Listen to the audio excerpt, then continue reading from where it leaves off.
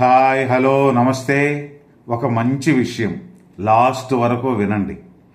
దంపతులకు పెద్ద కొడుకుగా పుట్టాడంటే తండ్రికి శరీరం పడిపోయినప్పుడు శక్తిహీనమై శరీరంలో 100 తేళ్లు కుట్టినంత బాధనివ్వకుండా పెద్ద కొడుకు ఒడిలో తలపెట్టుకొని చచ్చిపోయేంత అదృష్టం ఇచ్చేందుకే. ఇక చిన్న కొడుకు అదృష్టకారకుడు కావున ఇద్దరు మగపిల్లలుంటే ఎవరికి దత్తత ఇవ్వకూడదు. 3 కొడుకులైతే మధ్యముణ్ణి దత్తత ఇవ్వవచ్చు.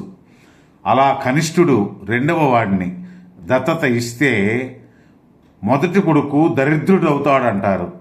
అది నిజం. అందుకని చిన్నవాడిని దత్తతగా ఎవ్వరికీ ఇవ్వకూడదు. ఇది దత్తతగా తమ పిల్లలను ఇచ్చేవాళ్ళు గుర్తుంచుకోవాలి. సాధారణంగా ఇటువంటి విషయాలు నేను నమ్మను, కానీ నాకు తెలిసిన వారి దగ్గర ఇలాగే జరిగింది. చిన్న కొడుకుని దత్తత ఇచ్చారు.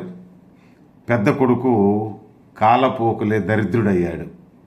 ఆలోచన లేని ప్రతిస్పందన, అవగాహన లేని విమర్శ, సంపాదన లేని ఖర్చు, ప్రయత్నం లేని ఓటమి, వీటి వల్ల జీవితంలో అతి ముఖ్యమైన వాటిని కోల్పోవాల్సి వస్తుంది మిత్రమా. అహంకారం, అంధకారం రెండూ ఒకటే. రెండూ కళ్ళకు నిజాన్ని కనిపించకుండా ముసుగు కమ్మేలా చేస్తాయి. మనుషుల స్వభావం 2 రకాలుగా ఉంటుంది బ్రో. వాళ్ళకు అవసరమైనప్పుడు తేనెలా తీయగా మాట్లాడతారు. అదే అవసరం తీరిందనుకో తేలులా కుట్టి మాట్లాడతారు. మరి ఆడవాళ్ళైతే ఇక వారితో ఏ పని లేనట్లుగా కొంచెం అతిగా ప్రవర్తిస్తారు. మనకి అవమానం జరిగిన చోట ఆకలి ఉండదు, ఉన్నా తినబుద్ధి కాదు. గౌరవం లేని చోట ప్రేమ ఉండదు, నమ్మకం లేని చోట అసలు బంధమే ఉండదు. తెలుసుకో మిత్రమా, ఎవరి జీవితాలని వారే జీవించనివ్వాలి. అప్పుడే ఎండకు, వానకు, కష్టానికి, సుఖానికి తేడా ఏమిటో తెలుస్తుంది.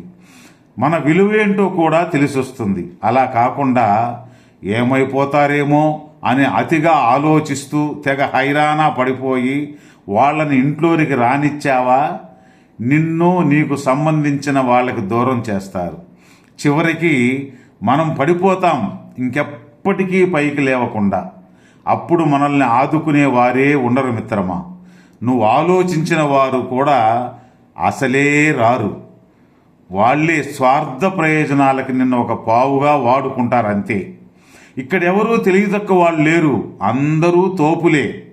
పోనీలే, వాళ్ళు బాగున్నారు కదా అంతే చాలు అని మంచి మనకే ఉంటుంది అనే సొల్లు మాటలు చెప్పకూడదు.